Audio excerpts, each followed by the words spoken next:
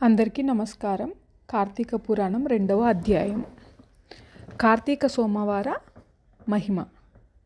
వశిష్ఠ మహర్షి జనక మహారాజుతో మరలా ఈ విధంగా చెప్పడం మొదలుపెట్టాడు. జనక మహారాజా, కార్తీక మాసంలో శివుని ప్రీతి కోసము ఎవడు సోమవారము వ్రతాన్ని ఆచరిస్తారో వారు తప్పక కైలాసంలో నివసిస్తారు. కార్తీక సోమవారం నాడు స్నాన దాన జపాలలో ఏ ఒక్కటి ఆచరించినా 1000 అశ్వమేధ యాగాలను చేసిన ఫలాన్ని పొందుతాడు. ఈ మాసంలో ఉపవాసం, ఏకభక్తం, రాత్రి భోజనం, అయాచితంగా భోజనం పెట్టడం, కార్తీక స్నానం చేయడం, పువ్వులు దానం చేయటం అనేవి 6 సమానమైన ఫలితాన్నిస్తాయి. శారీరకంగా శక్తి ఉన్నవాడు ఉపవాసం చేయాలని, అందుకు శక్తి లేనివాడు పగలు ఉపవసించి రాత్రి భోజనం చేయాలని, అది సాధ్యం కానివాడు ఛాయాన్నక్తం అంటే సాయన్న భోజనం చేయాలని, నక్తం ఆచరించలేనివాడు బ్రాహ్మణులను పిలిచి వారితో కలిసి ఆ పగలే భోజనం చేయవచ్చునని శాస్త్రం చెబుతుంది. కార్తీక వ్రతాలలో ఏ విధమైన వ్రతాన్ని ఆచరించినచో 8 యుగముల కాలము నరకమందున్న కుంభీ శాకంలోనూ రౌరవంలోనూ బాధలను పొందుతారని, కార్తీక సోమవారం నాడు యథావిధిగా ఉపాసముండి శివుని పూజించిన పిదప శివలోకాన్ని పొందుతుందని, స్త్రీ పురుషులెవరైనా కార్తీక సోమవారం నాడు నక్షత్రములను చూచిన తర్వాత భుజిస్తే వారి పాపాలన్నీ అగ్నిలో వేసిన దూదిలాగా నశిస్తాయని తెలుస్తుంది. కార్తీక సోమవారం నాడు శివలింగానికి అభిషేకం చేసి పూజించి రాత్రి భుజించిన వాడు శివునికి ప్రీతిపాత్రుడవుతాడని తెలుస్తుంది. ఈ విషయాన్ని తెలియజేసే ఒక కథ చెప్తాను. కైలాసమునకు వెళ్ళిన కుక్క కథ.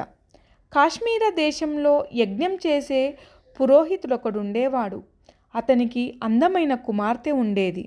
మంచి యవ్వనంతో చక్కగా అలంకరించుకొని పురుషులను ఆకర్షించటంలో నేర్పరి అయిన ఆమె దుర్గుణాలను చూసి తల్లిదండ్రులు, అత్తమామలు కూడా ఆమెని విడిచిపెట్టారు. ఆమె స్వభావం బట్టి అందరు ఆమెను కర్కశ అని పిలిచేవారు. ఆమె భర్త మిత్రశర్మ సకల వేదాంగ సారంగతుడైన మిక్కిలి గుణవంతుడైన అతడు సౌరాష్ట్ర దేశస్థుడు. దయాదక్షాణ్యములు, మంచి హృదయములు కల అతని మెతకదనము చూసి భార్య ప్రతిరోజు అతనిని బాధించేది. భార్య చేత దెబ్బలు తింటున్నప్పటికీ గృహస్థ ధర్మంపై కోరిక చేత అతడు ఆమెను విడవలేక ఆమె పెట్టెడి కష్టములను భరిస్తూ కాలం వెళ్ళబుచ్చసాగాడు. ఇలా ఉండగా ఒకనాడు కర్కశతో శారీరక సంబంధం గల పరపురుషులు డబ్బు, నగలు మొదలైనవి తృప్తిగా ఇచ్చి తమ సంభోగమునకు మిత్రశర్మ వల్ల భంగము కలుగుచున్నదని కనుక భర్తను చంపమని చెప్పాను. ఆ రోజు రాత్రి భర్త నిద్రించిన తర్వాత తాను లేచి పెద్ద రాతితో అతని తలపై కొట్టింది కర్కశ. ఒకే దెబ్బతో మరణించిన భర్త శవాన్ని ఆమె తన భుజంపై వేసుకొని వెళ్ళి ఒక పాడుబడిన నూతిలో పడవేసింది. ఈ విధంగా భర్తను చంపిన కర్కశ కామశాస్త్ర ప్రవీణులై అనేక మంది పురుషులతో సంభోగిస్తూ భర్తలపై అనురాగము కలిగి ఉన్న ఇతర స్త్రీలను కూడా తన దుర్బుద్ధితో చెడగొట్టి వారిని కూడా తన వెంట తిప్పడం మొదలుపెట్టింది. కాలక్రమంగా నాస్తికురాలైన ఆమె భగవచ్చింతనను వ్యతిరేకించేది. ఈ విధంగా యథేచ్ఛగా పరపురుషులతో సంతరించిన ఆమెకు యవ్వనం నశించి ముసలితనం వచ్చింది. శరీరమంతా వివిధ రకాలైన కురుపులు పుట్టి పురుగులతో లుకలుకలాడి దుర్గంధంతో చివరకు అనేక బాధలతో మరణించింది. ఆ విధంగా మరణించిన కర్కశను యమదూతలు నరకమునకు తీసుకుపోయి మండుతున్న ఇనుప స్తంభమునకు అలింగమును చేయించి సీసమును కాల్చి చెవులలో పోసి అనేక విధాలుగా నరక బాధలను పెట్టిరి. ఈ విధంగా తాను చేసిన పాపములకు తన ముందు తరాలలో 10 మందితో కలిసి తర్వాత 10 తరములను గడుచు వరకును నరక బాధలను అనుభవించి చివరకు 15 సార్లు భూమిపై కుక్కగా జన్మించింది.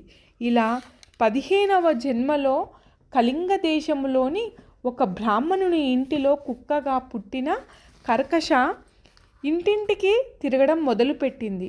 ఇలా ఉండగా ఆ బ్రాహ్మణుడు కార్తీక మాసంలోని సోమవారం నాడు పగలంతా ఉపవాసం చేసి తన ఇంటిలో శివలింగానికి అభిషేకములు పూజలు ఆచరించి నక్షత్రములను చూచిన తర్వాత నైవేద్యం చేసి బలిదానమును చేయుటకు బయటకు వచ్చి నివేదన చేసిన పదార్థమును కొంత నేలపై ఉంచి వెళ్ళాడు.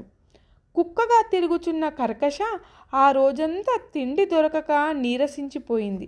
ఆ రోజు రాత్రి బలి ఉంచిన పదార్థములను తిని ఆ పుణ్యఫలముల వలన పూర్వజన్మ స్మృతిని పొంది రక్షించండి రక్షించండి అని గట్టిగా అరిచింది. బ్రాహ్మణుడు బయటకు వచ్చి ఆశ్చర్యంతో అసలు విషయం చెప్పమని ఆ కర్కశను అడిగాడు. అందుకు ఆ కర్కశ తన పూర్వజన్మ వృత్తాంతాన్ని బ్రాహ్మణుడికి వివరించింది. ఓ బ్రాహ్మణోత్తమ, ఎన్నెన్నో పాపములు చేసిన నేను అనేక నరక బాధలను అనుభవించి 15 సార్లు కుక్కగా జన్మించాను. చివరికిప్పుడు ఈ విధంగా పూర్వజన్మ జ్ఞానం ఎలా కలిగిందో చెప్పమని అడిగింది. అప్పుడు ఆ బ్రాహ్మణుడు తన జ్ఞాన దృష్టితో విషయమును తెలుసుకున్నవాడై, ఓ కర్కశ, ఈరోజు కార్తీక సోమవారం.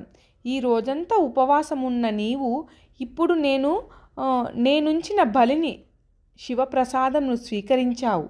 ఆ పుణ్యం వల్ల నీకు పూర్వజన్మ స్మృతి కలిగింది అన్నాడు.